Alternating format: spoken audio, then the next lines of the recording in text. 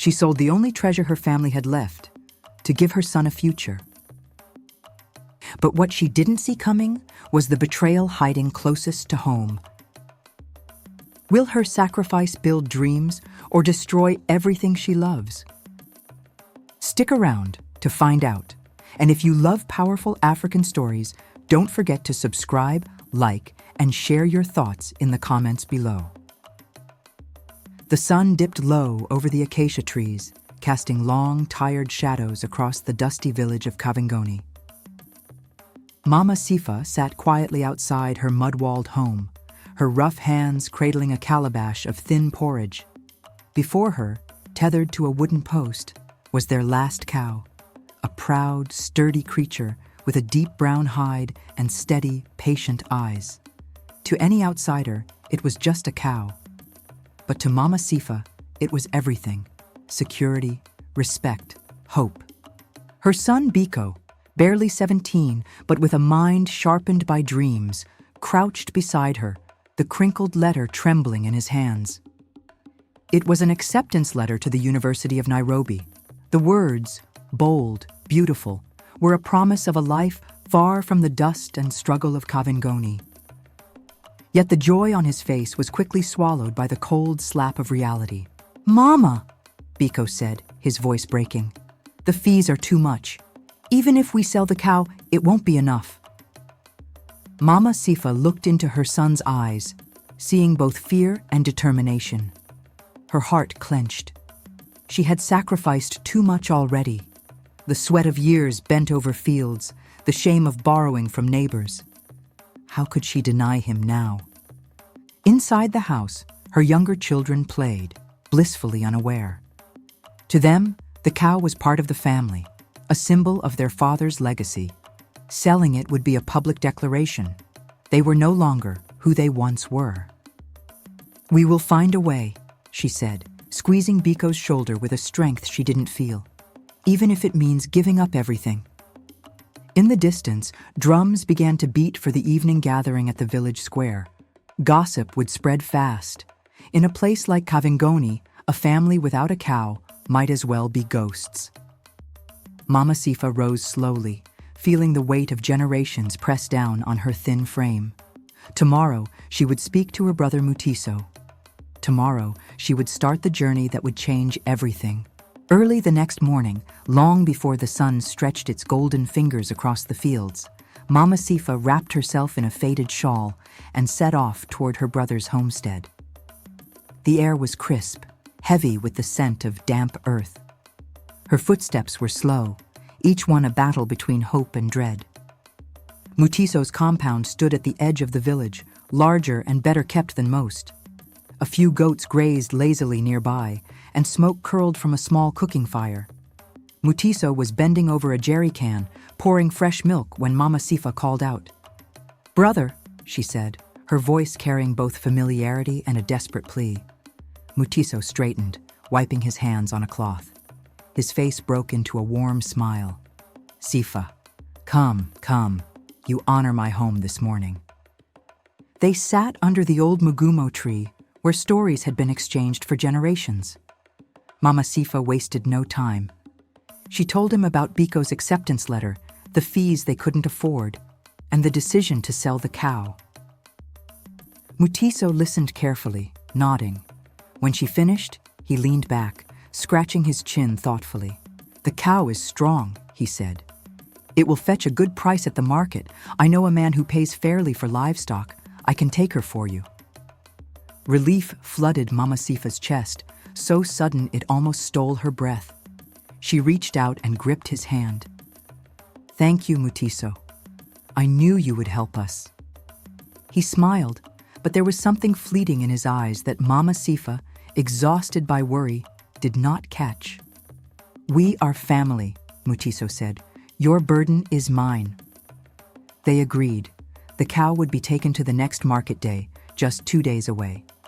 Mutiso promised to handle everything and bring the money directly to her afterward. As she made her way back home, a small seed of hope sprouted in Mama Sifa's heart. She imagined Biko stepping into his new life, a life she had fought to give him. Behind her, Under the wide, sheltering branches of the mugumo tree, Mutiso sat alone, staring into the distance. His mind was already calculating, already planning. Not everything given in trust is returned in kind. The sun blazed fiercely as market day dawned, drawing traders, farmers, and buyers from villages far and wide. Kavingoni's open field, usually a grazing patch for goats and cattle, transformed into a vibrant sea of movement and color.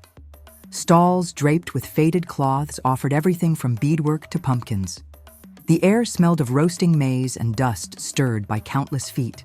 Mutiso tightened the rope around the cow's neck and patted its side as they approached the livestock section. The animal's deep brown hide shone under the sun, its horns curved proudly. Many eyes followed them, murmuring in appreciation.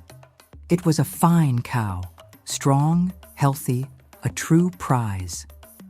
Among the crowd, Mutiso spotted Mzee Barasa, a notorious livestock trader known for his sharp bargaining. Mutiso had already arranged a quiet conversation with him days earlier, not for a fair price, but for a secret deal. "This cow is worth 2 cows' price," Barasa had said slyly. "Bring her, we will both gain." At the market, the haggling was quick. Mutiso put on a show, pretending to resist before finally agreeing to sell. The cow fetched a sum twice what Mama Sifa had anticipated. Mutiso pocketed half of the cash in a hidden pouch stitched inside his jacket, handing over the rest to make it seem as though he had secured a fair but modest price. As he shook hands with Barasa, guilt prickled the edges of his mind, but he quickly brushed it aside. "Family must look after itself," he muttered under his breath, justifying his betrayal. He returned to Kavingoni by late afternoon, the sun already softening into gold. Dust clung to his shoes, and his shirt clung to his back with sweat. But he forced a smile when he approached Mama Sifa's compound. "It is done," he said, handing her the folded notes. "It fetched a good price, but the market was tough." Tears of gratitude welled in Mama Sifa's eyes as she clutched the money. Biko stood by, his chest tight with unspoken hope. They had a chance now, a narrow, precious chance. Mutiso turned and walked away, his shoulders stiff. The cow was gone, the money was split, and the web of silent deceit had been spun. Little did he know, webs have a way of tangling those who weave them. The house buzzed with a nervous energy that evening. Mama Sifa, still clutching the thin wad of cash Mutiso had given her, sat down at the low table and counted the notes carefully by lantern light. It wasn't as much as she had hoped, but it was enough to cover the first semester's tuition and boarding fees. After that, they would have to pray, hustle, and hope. Biko sat cross-legged on the mat nearby, poring over the admission papers again and again, committing every instruction to memory. He had never been beyond the next village. Now Nairobi, that vast, sprawling city whispered about in market gossip, awaited him. Mama Sifa rose and went to the old chest at the corner of the room. From it, she pulled out a few carefully folded garments, 2 khaki shirts, a navy sweater, and a pair of trousers she had mended countless times. She laid them out solemnly, as if preparing an offering. Beside them, she placed a battered satchel that had once belonged to Biko's father, the only bag they had. That night, the whole family sat outside under the stars. The younger children, Achieng and Mutuku, peppered Biko with questions. "Will you ride in a big car?" Achieng asked, wide-eyed. "Will you live in a house with stairs?" Mutuku chimed in. Biko laughed and ruffled their hair, but inside, a gnawing fear gripped him. What if he failed? What if he got lost in the city's chaos? What if the sacrifice of the cow, the last treasure, was all for nothing? Mama Sifa watched her son quietly, reading the tension behind his smiles. She wanted to tell him that he was enough, that even if he stumbled, she would still be proud. But the words caught in her throat. Pride was a luxury they could not afford. Survival demanded success. As the fire crackled low, Mama Sifa rose and pressed a small bundle into Biko's hands. Inside was a portion of the cow's milk money, folded neatly with a faded photo of his father, a younger man, smiling wide, carrying Biko on his shoulders. "Carry us with you," she whispered. "Never forget where you come from."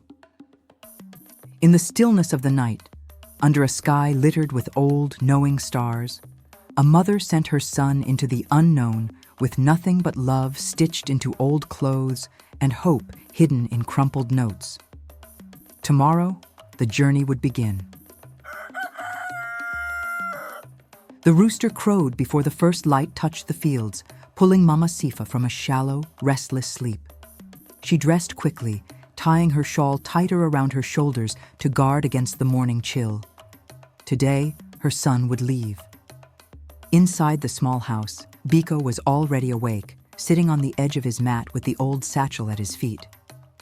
He looked up as Mama Sifa entered, his face a mixture of excitement and sadness. Neither of them spoke immediately. Words seemed too heavy for the morning air. The entire family gathered outside in the half-light. A rickety old bus would pass by the village road, bound for Nairobi. Biko would ride it into a world none of them had ever seen, carrying with him their hopes, their pride, and the quiet prayers tucked deep inside his mother's heart. Mama Sifa pressed a small packet of roasted groundnuts into his hands. A travel snack, though she knew it wouldn't last long. A few neighbors had come too, standing a little apart, murmuring amongst themselves. Some offered blessings, others whispered doubts. A family without a cow was a family on the edge. Selling it for education was brave, or foolish, depending on who you asked. The low rumble of the bus echoed over the fields before the vehicle itself came into view. A coughing, rattling beast of rust and colorful paint. Biko hoisted the satchel over his shoulder. He bent to hug Achieng and Mutuku, who clung to him with the stubbornness of children too young to understand distance. Finally, he stood before Mama Sifa. She cupped his face in her hands, her thumbs brushing away the tears he tried to blink back. "Go well, my son," she said. "Make the dust of Kavingoni proud." The bus shuddered to a halt. The driver shouted impatiently. Biko climbed aboard, finding a seat by the window. As the bus pulled away, he twisted around, craning his neck to keep his family in sight as long as he could. Mama Sifa stood rooted to the spot, watching until the dust swallowed the bus and her son along with it. Only then did she turn and walk back to the empty homestead, each step heavier than the last. The price had been paid. Now they would see if the dream was worth it. Days passed after Biko's departure, but in Kavingoni, time seemed to slow. Without the cow grazing outside the homestead, the yard felt strangely empty, as if a piece of the family's soul had been carved out and carried away. Mama Sifa busied herself with chores from dawn until dusk, scrubbing clothes at the river, tending to the small patch of maize behind the house, patching old clothes. Still, the absence gnawed at her. Not just Biko's absence, but the absence of what the cow represented. Dignity, stability, a buffer against hunger. And the village, always hungry for news, began to murmur. "They sold their last cow," old Mama Mwakali muttered loudly at the water point. "All for one boy's education, but will he even finish?"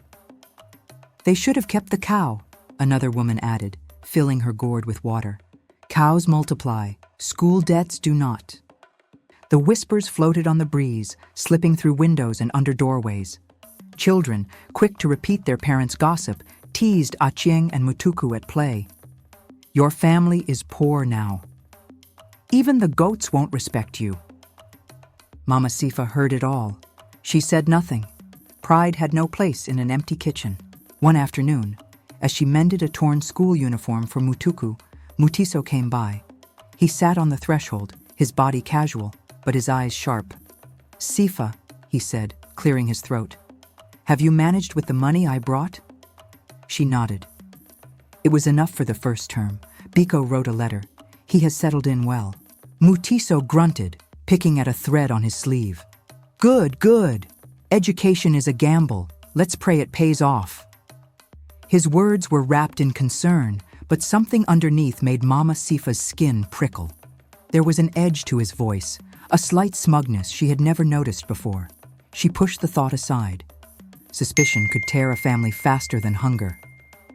After Mutiso left, Mama Sifa sat in the fading light, staring at the horizon where the sun dipped low, the sky bleeding into fiery oranges and purples. She wondered what Biko was doing at that very moment. Was he studying? Eating enough? Was he lonely? The cow was gone. The house was quieter. But dreams, once sown, had a way of whispering too, whispering promises that the sacrifice was not in vain. She clung to that whisper like a woman clinging to the last patch of dry land in a flood. Weeks turned into months, and the dry season tightened its grip on Kavingoni. Dust coated everything, from the low acacia branches to the thatched roofs of the homes. The fields cracked under the weight of the relentless sun. Yet in Mama Sifa's heart, a fragile hope blossomed with every letter that arrived from Nairobi. Biko wrote faithfully, each letter neatly folded and delivered by the village shopkeeper who brought newspapers and supplies from town. His words were filled with awe and excitement, tales of towering buildings, streets crowded with cars, and lecture halls bigger than the entire village square. "Mama," he wrote, "the world here is so large. Sometimes I feel small inside it, but when I remember where I come from, I feel strong again." Mama Sifa read each letter aloud to Achieng and Mutuku at night, their small faces glowing in the lantern light. They giggled at his descriptions of strange foods, sandwiches and spaghetti, and marveled at the idea of libraries filled with more books than all the school books in Kavingoni combined. Still, beneath Biko's cheerful words, Mama Sifa could sense an undercurrent of struggle. He mentioned part-time jobs, skipping meals to save money, studying late into the night. Yet not once did he ask for more. It was pride, the same pride she had planted in him. One afternoon, as she sat weaving a new basket to sell at the market, Mutiso dropped by again. He leaned casually against the doorframe, arms crossed. "Any word from your scholar son?" he asked, voice lined with mockery she could almost taste. Mama Sifa nodded, holding her basket tighter. "He is doing well." Mutiso chuckled. "City life is expensive. Don't let those fancy buildings swallow him." She forced a smile. "He is strong." As Mutiso sauntered away, Mama Sifa's heart twisted. She had started noticing it more. The strange way Mutiso lingered, the faint smirk when he spoke of Biko. Doubts whispered at the edge of her mind, unwelcome and persistent. But for now, she pushed them away. Her son was fighting for a future. That was all that mattered. And in a land where even cows could be stolen by a whisper, a mother's faith had to be stubborn enough to survive. It happened on a market day, under the blistering sun and the noisy hum of bargaining voices. Mama Sifa had gone to sell a few of her woven baskets. Times were harder now without the cow's milk to barter with. Every coin counted. She stood behind her small cloth-covered stall, arranging the baskets with care when she overheard two men talking a few feet away. "Mutiso sold that cow for almost double," one said, laughing. "Sharp man, that one. Family thinks he did them a favor." The other whistled low. Imagine pocketing half and still walking around like a hero. Their laughter stabbed through her like a spear. Mama Sifa froze, the blood draining from her face. She turned slowly, pretending to inspect her baskets, but every word after that rang clear. They spoke openly, casually, as if discussing the weather, unaware that the sister of the betrayer stood just meters away, heartbreaking with every careless chuckle. The world around Mama Sifa tilted. The cow, the last treasure of her family, had been worth more. Far more.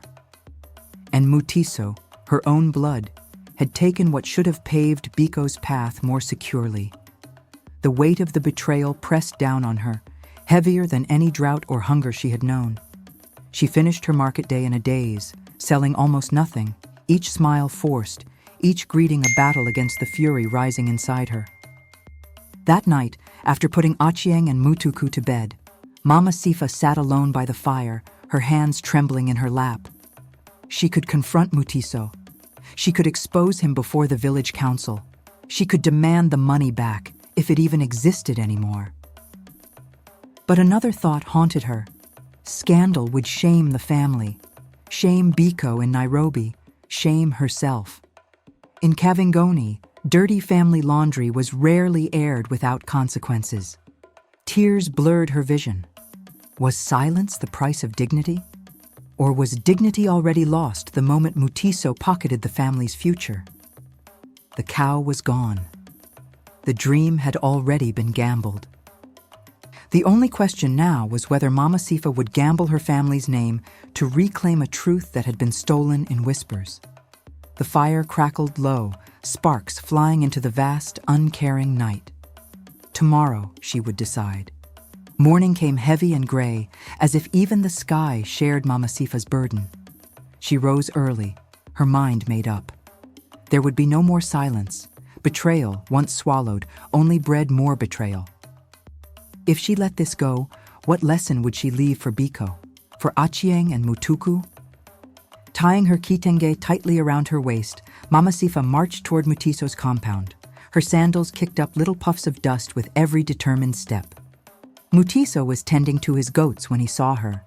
He smiled lazily, waving her over. "Sister, you look serious this morning. Come, have tea." Mama Sifa stopped a few paces away, crossing her arms over her chest. "No tea today, Mutiso," she said, her voice low but steady. "I heard at the market, about the cow, about the money you kept." Mutiso's smile faltered, his hand dropping from the goat's neck. For a brief second, he looked like a man cornered, exposed. Then he straightened, shrugging casually. "People talk, Sifa," he said, chuckling without humor. "You believe everything you hear?" "I believe what my gut tells me," she said, "and it tells me you betrayed us." A few of the women nearby, hanging laundry, paused to watch. The village loved a confrontation as much as it feared one. Mutiso scowled, the mask slipping. "And what will you do, Sifa?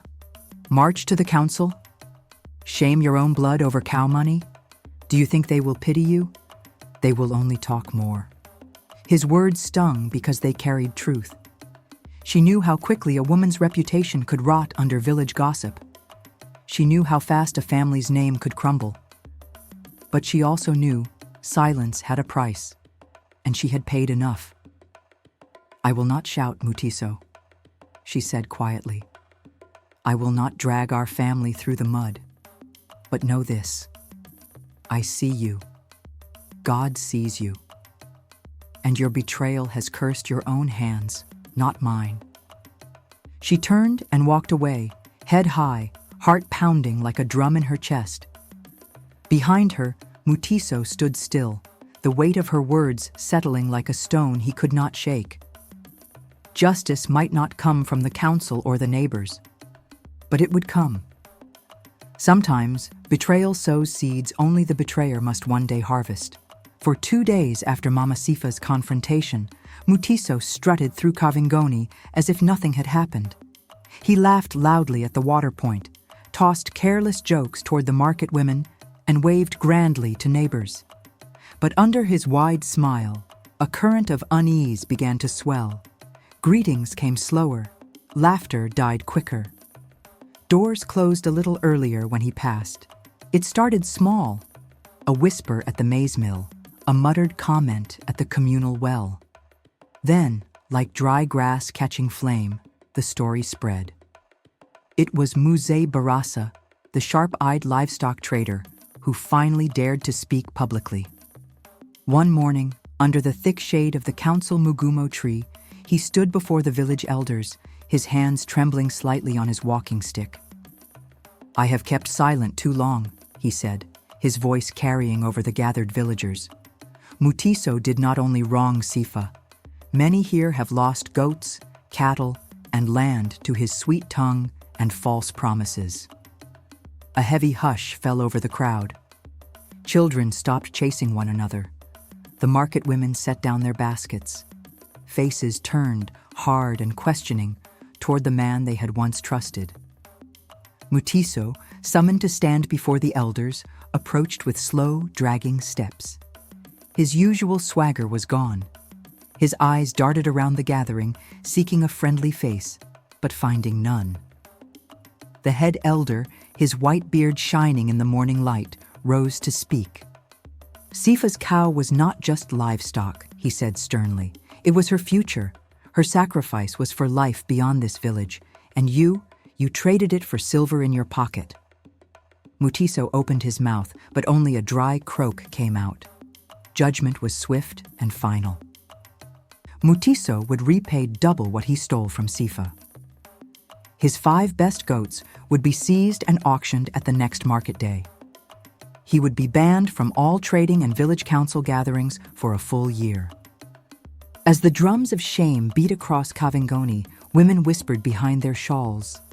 Young men shook their heads. Even the children sensed the change in the air. Mama Sifa watched from the shadows beneath a neem tree. There was no triumph in her eyes, only the hard, quiet satisfaction of justice finally finding its mark. Mutiso stood alone under the council tree, the dust curling at his feet as the village turned its back. The market buzzed with a strange energy on the day of the auction. Villagers gathered early, pressing close to the wooden pens where Mutiso's goats were tied, their thin ropes straining against dry posts. The animals bleated restlessly, their eyes wild. Above them, the sky hung low and heavy, a gray bowl over Kavingoni. Mutiso stood to the side, arms folded tightly across his chest. He wore the same faded olive-green shirt, now wrinkled and stained. No one greeted him. No one offered a word of comfort. Friends who had once shared laughter and business now turned their backs or looked past him as if he were part of the dust. When the auctioneer, a tall man with a voice like a drum, raised his hand to begin, Mutiso's head sank lower. One by one, the goats were sold off. Shillings passed from hand to hand. Buyers laughed and bartered, their excitement cutting through the heavy air. For Mutiso, each sale was a public stripping away, a slow emptying of what pride he had left. The goats brought enough, just enough, to cover what he owed Sifa and pay a fine to the council. But the punishment did not end with money.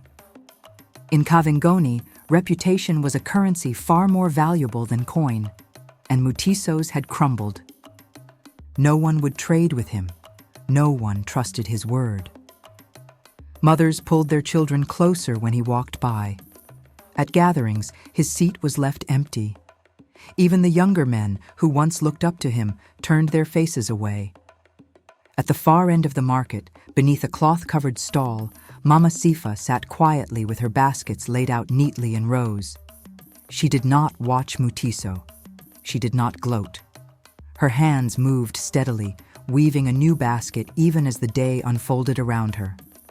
When the last goat was sold and the dust of the auction rose into the afternoon heat, Mutiso lingered at the edge of the crowd for a long, lonely moment. Then, without a word, he walked away, smaller, thinner, a man cut down not by violence, but by the weight of his own deeds. Mama Sifa lifted her head once toward the sky, feeling the soft push of wind on her face. And then she bent back to her work, the weaving steady and sure. Months later, the first rains returned to Kavingoni. The dry earth drank greedily as fat drops darkened the dust and washed the village clean. The maize behind Mama Sifa's house stood taller now, thick green rows swaying in the wind.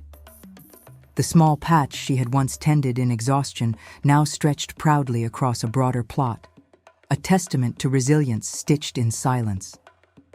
At Mama Sifa's homestead, the days moved forward quietly. The village moved around her, greetings warmer, neighbors quicker to stop and offer help. Respect, like the rain, had returned in its season. Mutiso kept his distance, avoiding her eyes whenever they crossed paths at the market. His shame was its own prison, and Mama Sifa left him to it. Then, one golden afternoon, a letter arrived, heavier, fatter than usual. Biko's handwriting covered the envelope. Inside was not just one letter, but two. One addressed to Mama Sifa, and the other stamped officially from the University of Nairobi. Achieng and Mutuku watched wide-eyed as their mother unfolded the papers with trembling hands. Her eyes scanned the first letter. "Mama, I have won a scholarship for outstanding performance. Full tuition and living expenses, everything covered. I will not need to send for more money. I can stand on my own now. You carried me when I could not walk alone. Now it is my turn to walk strong, for you." Tears blurred the words, but she wiped them away fiercely, not wanting to miss a single syllable. The official letter confirmed it. Biko had earned what few students in his year had, a scholarship that would see him through to the end.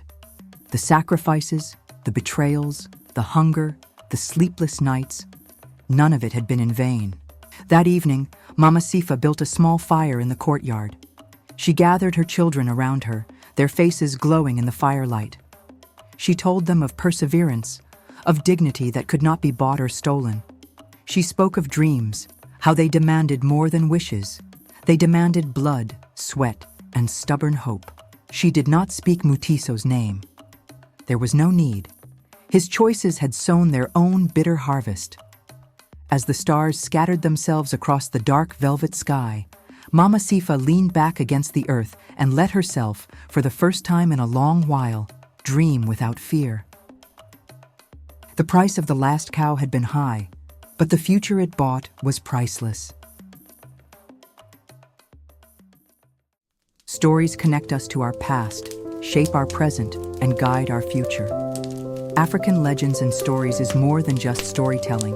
It is a bridge between yesterday and tomorrow, between tradition and modernity. Subscribe now and be part of this journey. Like, comment, and share to keep these legends alive. This is African Legends and Stories, where the past speaks and the future listens.